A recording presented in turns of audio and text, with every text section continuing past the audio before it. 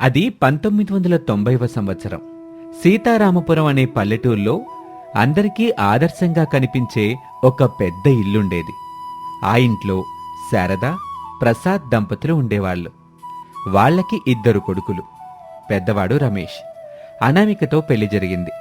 చిన్నవాడు వినోద్, భావనతో పెళ్లి జరిగింది. పెద్ద కూతురు కౌసల్య, చిన్న కూతురు మాలతి.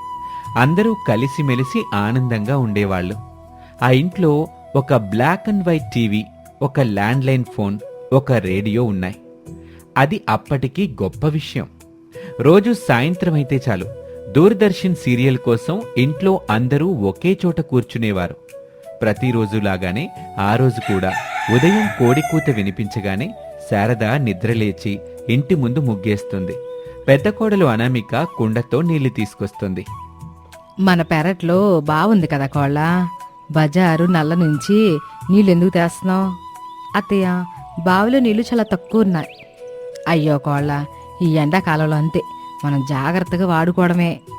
అందుకే అత్తయ్య, బజార్లో ఉన్న చేతి పంపు దగ్గర నుంచి నీళ్లు తెస్తున్నాను. మిట్ట మధ్యాహ్నం అయితే నీళ్లు తేవడం కష్టమవుతుంది కదా. ఇప్పుడు జాలే, మరీ తక్కువైతే నేను తీసుకొస్తానులేవే. ఇంకో 2 కుండల వరకు తీసుకొస్తాను అత్తయ్య. బియ్యం, కూరగాయలు కడగడానికి పనికొస్తాయి. చెప్తే వినవు కదా అత్తయ్య. నేను కాపురానికి వస్తున్నప్పుడు మా అమ్మ అత్తింటిని మన ఇంట్లో చూసుకుంటేనే గౌరవం వస్తుంది అని చెప్పింది. ఇది మన ఇల్లు, మన పనులు మనం చేసుకోవడంలో తప్పు లేదు కదా అని అనామిక చెప్పి వెళ్ళిపోయింది. శారద కళ్ళల్లో ఆనందం కనిపించింది. అనామిక పేదింటమ్మాయి, కాని ఎంతో మంచితనం కలది. పెళ్ళై శారద ఇంటికొచ్చినప్పటినుంచి అందరినీ ప్రేమగా చూసుకునేది. అప్పుడే చిన్న కోడలు భావన నిద్రలేచి వచ్చింది. అక్క, నేను పాత్రలు తోమేస్తాను.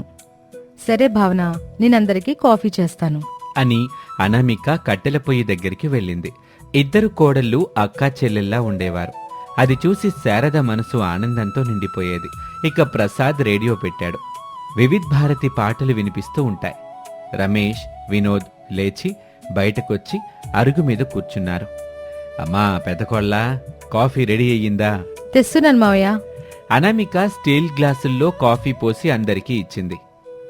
వదినా, నీ చేతి కాఫీ చాలా బాగుంటుంది వదినా అని చెబుతూ ఉండగా భావన వచ్చింది.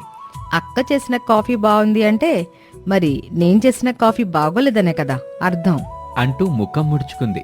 అది చూసి వినోద్ నవ్వాడు. నిజం చెప్పనా భావన, నువ్వు కోపంలో మరింత అందంగా ఉంటావు అని చెప్పగానే భావన సిగ్గుపడుతూ అక్కడి నుంచి వెళ్ళిపోయింది. అది చూసి అందరూ నవ్వేశారు. ఆ ఇంట్లో నవ్వులు ఎప్పుడూ ఆగేవి కాదు. ఓ రోజు మధ్యాహ్నం, అమ్మా, ఈ మధ్య నువ్వు కోడలతోనే ఎక్కువ సమయం గడుపుతున్నావు. ఎందుకమ్మా అట్ట అంటున్నావు? వదినలు రాకముందు నాతో చెల్లెలతో ఎక్కువగా ఉండేదానివి. ఇప్పుడు 2 వదినలతో ఎక్కువగా ఉంటున్నావు. నువ్వు మాట్లాడుతున్నావు ఎక్కువగా. నాతో చెల్లితో అయితే సరిగ్గా మాట్లాడడం కూడా లేదు. అట్టాగేం లేదమ్మా, మీ తర్వాతే వాళ్ళిద్దరూ. ఇవన్నీ పై మాటలేమ్మా, నాకు ఆ విషయం తెలుసు. నేను చెప్పేది కొంచెం విని కౌసల్య. నువ్వు మాలతి ఈ ఇంటికి 2 కూతుళ్ళు. మేము కొత్తగా వచ్చిన కోడళ్ళం. మమ్మల్ని అత్తయ్య దగ్గర చేసుకోవడానికి ప్రయత్నిస్తున్నారు అంతే అని చెబుతూ ఉండగా మాలతి అప్పుడే వాళ్ళ దగ్గరికి వచ్చింది. అవునక్క, అమ్మ ప్రేమ ఎప్పటికీ తగ్గదు. మనమే కోడళ్ళే అని చెప్పగానే కౌసల్య మాట్లాడకుండా వెళ్ళిపోతుంది. అలా ఆ ఇంట్లో చిన్న చిన్న మాటలు వచ్చినా ప్రేమ మాత్రం ఎప్పుడూ తగ్గేది కాదు. అనామిక, భావన కలిసి కౌసల్యని బ్రతిమిలాడి, ఇంటి ఆడపడుచు బాధపడితే మాకు మంచిగా కలిసి రాదు. అత్తయ్యకి మాకంటే మీరే ఎక్కువ అని చెబుతూ అన్నం తినిపించేది. కౌసల్య ఎంతో మురిసిపోయేది. అలా రోజులు గడుస్తున్నాయి. ఆ రోజు సాయంత్రం కరెంటు పోయింది. వెంటనే వినోద్ లాంతరు వెలిగించాడు. అందరూ బయట మంచాల మీద కూర్చున్నారు. బాబు రమేషు, ఆ రేడియో పెట్టు. రమేష్ వెంటనే రేడియో పెట్టాడు. రేడియోలో చినుకులన్నీ కలిసి అనే పాట వినబడుతూ ఉంటుంది. నాకు ఈ పాట అంటే చాలా ఇష్టం. అందుకని నువ్వు కూడా రేడియోలాగా రోజంతా మాట్లాడుతూ ఉంటావా? ఏమండి? అందరూ మళ్లీ నవ్వేశారు. అప్పుడే ల్యాండ్లైన్ ఫోన్ మోగింది. ట్రింగ్ ట్రింగ్ ట్రింగ్ ట్రింగ్ అని మాలతి పరిగెత్తుకుంటూ వెళ్ళింది. హలో, ఎవరు? అవతల నుంచి మేనమామ మాట్లాడుతున్నాడు. అమ్మా, మేనమామ రేపు వస్తున్నారట. అవునా తల్లి, అయితే రేపు పిండి వంటలు చెయ్యాలి. నేను అరిసెలు చేస్తానత్తయ్య. నేను గారెలు చేస్తాను అత్తయ్య. నేను కొడుకులు కూతుర్లు తినడానికి రెడీగా ఉంటామైతే అని చెప్పగానే అందరూ నవ్వారు. మరుసటి రోజు ఆదివారం. ఆ ఇల్లు పండుగలా మారిపోయింది. వంటింట్లో నెయ్యి వాసన.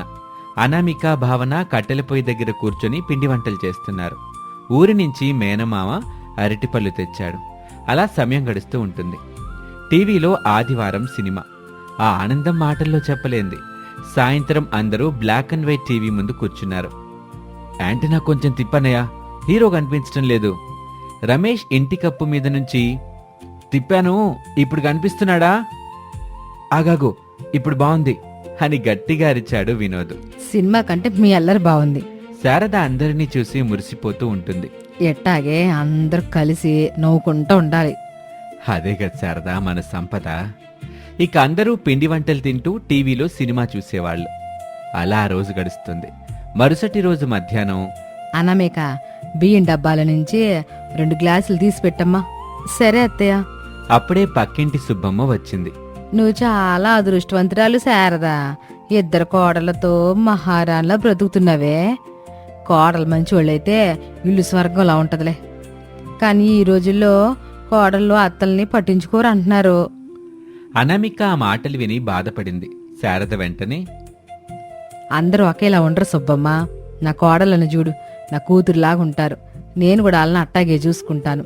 నిజం చెప్పాలంటే నా కోడళ్ళు చూపించే ప్రేమ చూసి నా కూతుళ్ళు కుళ్ళుకుంటారు తెలుసా అని శారద చెప్పిన మాట వినగాని అనామిక కళ్ళల్లో నీళ్లు తిరిగాయి. అక్కడి నుంచి వెళ్ళిపోయింది. ఆ కాలంలో అత్తాకోడళ్ల మధ్య ప్రేమ ఉంటే అది మాటల్లో కంటే పనుల్లో ఎక్కువ కనిపించేది. ఒకరోజు రాత్రి కరెంటు పోయింది. అందరూ బయట మంచాల మీద కూర్చున్నారు. చంద్రుడు వెలుగుతున్నాడు. వదినా, మీ ఊళ్ళో కరెంటు పోతే ఏం చేసేవారు? మా ఊర్లో అందరం బయట కూర్చొని కథలు చెప్పుకునేవాళ్ళం. మరి భావన, మీరేం చేసేవాళ్ళు? మేం కూడా అంతే, కథలు చెప్పుకునేవాళ్ళమండి. అయితే ఒక కథ చెప్పమ్మా. నేనా మావయ్య? అవును, పెద్దదినా. నువ్వే పెద్దదినా, నీ తర్వాత చిన్నదిని చెప్తుంది. అనామిక రమేష్ని చూసింది. రమేష్ చెప్పు అన్నట్టుగా సైగ చేశాడు. ఒక ఊర్లో ఒక అత్తగారుండేవారు అంటూ అనామిక కథ చెప్పటం మొదలుపెట్టింది. అందరూ ఆసక్తిగా వింటున్నారు. శారద మాత్రం కోడలిని ప్రేమగా చూస్తుంది. అలా రోజులు గడుస్తూ ఉంటాయి. ఓ రోజున శారదకి జ్వరం వచ్చింది. ఇంట్లో అందరూ ఆందోళన చెందారు. అత్తయ్య, మీరు లేవకండి, నేను చెల్లి చూసుకుంటాం. అవునత్తయ్య, నేను అక్క చూసుకుంటాం కదా. మావయ్య, బావగారు, ఏమండి, కౌసల్య, మాలతి, మీరు కూడా అందరూ వెళ్ళి పడుకోండి. నేను అక్క చూసుకుంటాం. వెళ్ళండి, వెళ్ళి పడుకోండి అని చెప్పగానే అందరూ వెళ్లి పడుకున్నారు. తోటికోడళ్ళు ఆ రాత్రంతా నిద్రపోకుండా మందులిచ్చారు. తడిగుడ్డతో నుదుటిపై తుడిచి బట్ట వేశారు. మరుసటి రోజు ఉదయం శారద కళ్ళు తెరిచింది. కోడల్లో మీ ఇద్దరు నిద్ర బాలేదా? మీరు బాగుండాలి అత్తయ్య. అంతే, మీరు బాగుంటేనే కదా అత్తయ్య మేము మంచిగా ఉండేది, నిద్రపోయేది అని ఇద్దరూ చెప్పగానే శారద కళ్ళల్లో ఆనంద భాష్పాలొచ్చాయి. మీరు కోడళ్ళు కాదే, నా కూతుళ్ళు అని చెప్పగానే అనామిక, భావన మురిసిపోయారు. అలా రోజులు గడుస్తూ ఉంటాయి. ఒక రోజున కోడళ్ళిద్దరూ అరుగు మీద కూర్చొని కూరగాయలు కోస్తూ మాట్లాడుకుంటూ ఉంటారు. భావన, ఈరోజు టీవీలో చిత్రలహరి ఉంది, త్వరగా పనులు పూర్తి చేద్దాం. అవునక్క, నువ్వు కూరచే, నేను పెరుగు పచ్చడి చేస్తాను. ఇంతలోనే శారద అక్కడికొచ్చింది. టీవీ చూడటం తర్వాత మాట, పప్పులు ఉప్పేసారు లేదు చూసుకోండి ముందు అని చెప్పింది. కోడళ్ళు నవ్వారు. ఆ కాలంలో ఫ్రిడ్జ్ లేదు. వేసవిలో మట్టి కుండలో చల్లని నీళ్లు పెట్టుకునేవారు.